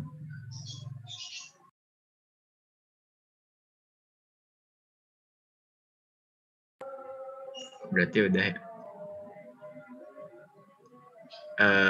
Pak, ada yang coba?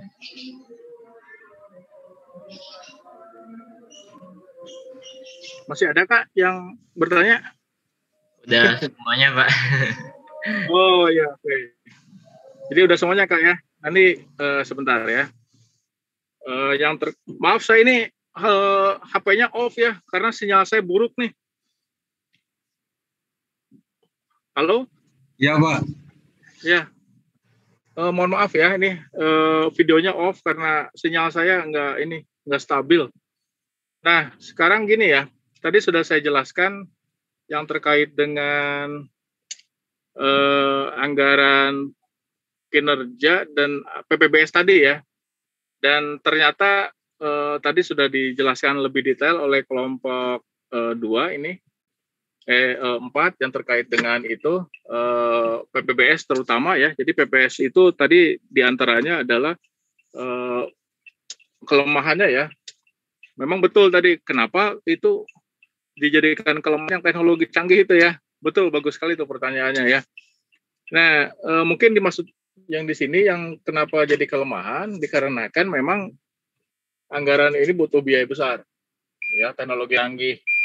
Jadi artinya bahwa canggih di sini karena sebetulnya ya bukan hanya PPBS saja sebetulnya, tapi yang terkait dengan anggaran yang lain juga itu sebetulnya memerlukan teknologi yang canggih juga ya dalam penerapannya, termasuk yang terkait dengan penyusunan anggaran berbasiskan kinerja. Jadi di sini kalau kita lihat ya, PPBS itu tadi betul udah dijelaskan juga itu top down. Sekali lagi, PPBS itu adalah top down. Yang nyusun siapa? Yang nyusun itu ada di tatarannya bupati, wali kota ataupun gubernur, gitu ya. Jadi tatarannya ada di atas. Ya, jadi si SKPD, OPD, dinas-dinas yang di bawahnya itu kategorinya itu adalah menunggu. Jadi menunggu anggaran disusun, baru kemudian nanti dilaksanakan itu oleh dinas-dinas dan para OPD.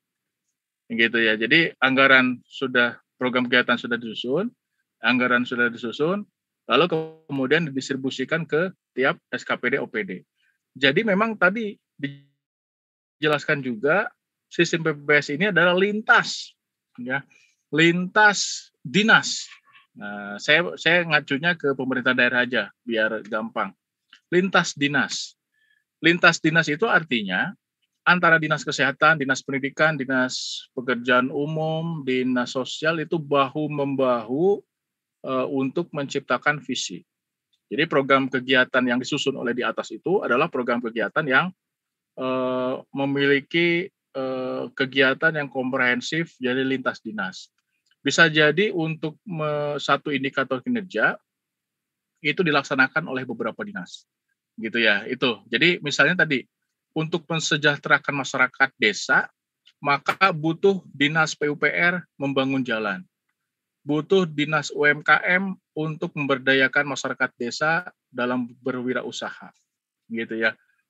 Butuh dinas sosial dalam rangka membantu orang-orang yang miskin, gitu ya, dengan beberapa program-program sosialnya.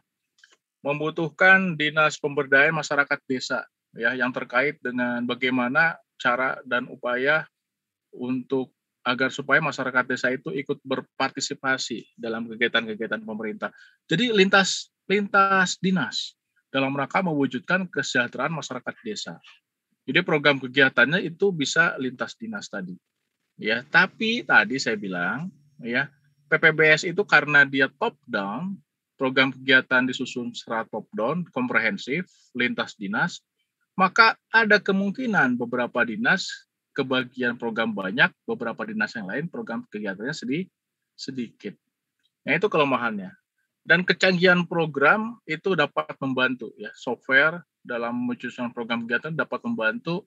Itu bukan hanya di PPBS tapi juga di performance budgeting dan lain-lain. Jadi saya pikir sekarang sudah canggih ya. Di beberapa dinas sekarang sudah memiliki program kegiatan. Di kota kabupaten program kegiatan nyusunnya itu pakai software. Jadi mudah di sana. Indikator kinerjanya sudah given. Apalagi kalau dinas sosial itu indikator kinerja sudah given. Dalam bentuk keputusan Menteri Kesehatan sudah ada indikator kinerjanya. Program kegiatannya sudah ada. Tinggal kita menetapkan kita mau mengacu kepada tujuannya itu apa, maka program kegiatannya kita tinggal pilih tuh di software. Kita pengen program kegiatan A, B, C. Gitu ya. Nah, kemudian indikator pencapaiannya juga ada. Tinggal dipilih mana yang cocok. Kemudian pada saat menyusun anggaran, itu kita tinggal ambil narik data, di situ sudah ada yang namanya anggaran yang ditetapkan. ATK itu 20.000 per rim sudah ada, masukin di situ. Kemudian narasumber per jamnya sekian ratus ribu, masukin di situ. Jadi sudah gampang kalau pakai software. Gitu ya. Nah, itu luar biasa kalau softwarenya itu secanggih itu. Ya, jadi terus kemudian apakah anggaran kegiatan yang efisien itu bisa kita benchmark ya dengan program kegiatan yang sama di departemen yang lain. Misalnya anggaran sosialisasi ya, kalau di departemen A sekian, departemen B sekian atau dinas A sekian, dinas B sekian, itu bisa kita bandingkan. Oh, ternyata yang dinas yang B-nya itu lebih boros dibandingkan yang ini. Jadi harus diganti tuh anggarannya. Itu bisa langsung ketahuan. Jadi standarisasi itu bagus kalau kita menggunakan software, ya. Nah, seperti itu. Jadi intinya bahwa PPBS ini secara teori itu bagus, tapi implementasi susah. Kenapa? Karena ada konflik of interest. Ya, SKPD sudah terbentuk. SKPD juga tentunya memiliki sumber daya manusia dan sumber daya yang lain dalam tiap SKPD. Sehingga mereka juga butuh diberdayakan tiap SKPD yang tugas fungsinya itu berbeda-beda. Ya, dan proses penganggaran itu lebih baik itu bottom up. Kenapa bottom up? Karena kalau di bawah itu diberdayakan, ya, didorong partisipasinya untuk membuat program kegiatan, maka mereka memiliki tanggung jawab yang besar untuk melaksanakannya. Karena mereka yang buat. Tapi kalau dari top down, itu ibaratnya apa namanya ya, target itu ditetapkan secara agak sedikit tanda kutip. Ya, yang di bawah juga kalau misalnya dari kapasitas dia pribadi, wah ini target program kegiatannya terlalu tinggi, ya, itu akan dismotivasi. Nah, itu juga nanti belajar di perilaku penganggaran, ya, perilaku akuntansi, ada behavioral accounting, itu mata kuliahnya mungkin tidak kalian pelajari. Itu ada, ya, dari sisi motivasi dari karyawan dan lain-lain. Nah, itu di PPBS seperti itu. Jadi performance budgeting sudah saya tadi jelaskan secara panjang lebar mengenai kelebihan, kelemahannya dan prosesnya. Mungkin kalian juga bisa mencerna dan bisa baca lagi di bukunya. Selain Mardiasmo, kalian bisa baca di peraturan perundang-undangan. Nanti saya kasih melalui Google Classroom. Kalian bisa belajar yang terkait dengan performance budgeting. Itu seperti apa? Ya, saya ada bahan-bahannya, nanti saya kasih. Ya, seperti itu untuk kalian pelajarin. Gitu mungkin ya. Silakan kalau masih ada yang mau ditanyakan, enggak? Aduh, ini sinyal kok jelek sekali ya. Saya tadi sempat keluar masuk lagi. Oke, gimana? Ada pertanyaan sampai sini? Silakan. Tidak ada? Baik, kalau gitu sekarang tolong dibuka kameranya ya. Kita absen dulu. Saya nanti bikin absen ya. Jadi mohon maaf, ini saya sambil di luar gitu ya. Jadi tadi ada rapat di Kota Cimahi. Jadi sekarang sudah di parkiran mobil, jadi ya enggak. Silakan dibuka. Ya. Nanti kita saya sharing bahan ya. Silakan difoto oleh Alfandi ya. Nanti saya jadikan sebagai dokumentasi untuk siap-siap. Slide satu. Nih, hitung ya Pak. Kan waktu itu Pini hitung. 1, 2, 3. Bentar. Copy dulu. Oke. Satu lagi belum Pak, bentar. Siap? Nah? Slide 2. 2 aja Pak. 1, 2, 3.